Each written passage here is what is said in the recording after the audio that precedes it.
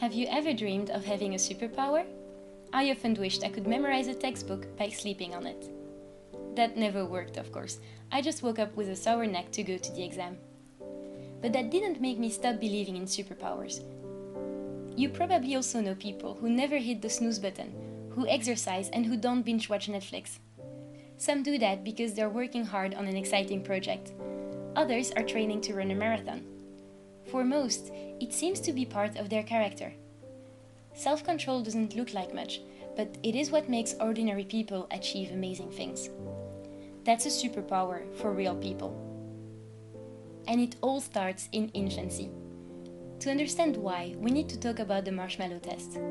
It was first conducted at Stanford University in the 1960s, and you have probably already seen it in videos. Preschoolers are given one marshmallow, and the instruction that, if they want, they can eat it now. Or, if they can wait for a bit and do not eat it just yet, they will get 2 marshmallows instead. Then the toddler is left alone with the treat, and the cuteness starts. Some eat it right away. Others try to wait, finding ways to resist the temptation by playing with the candy, smelling it or closing their eyes. Some eventually eat it, but others manage to wait until the adult comes back. The researchers followed the kids until adulthood and found that their results on the Marshmallow Test were directly correlated with their results in high school. The longer they had waited to eat the marshmallow, the better their grades were.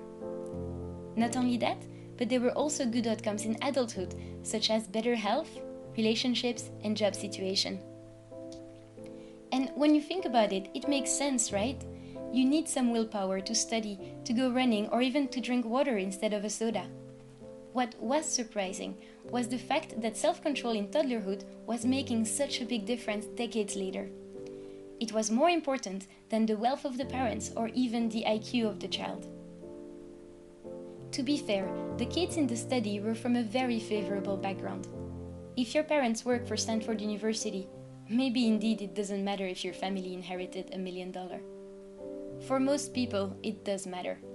But what the Marshmallow Test shows is that if your child can control her impulses and actions, she is getting a head start in life, even if you can't afford the fancy enrichment classes. And that is a good thing, because self-control is not something you're either born with or without. It is learned. Check out the next video to see how.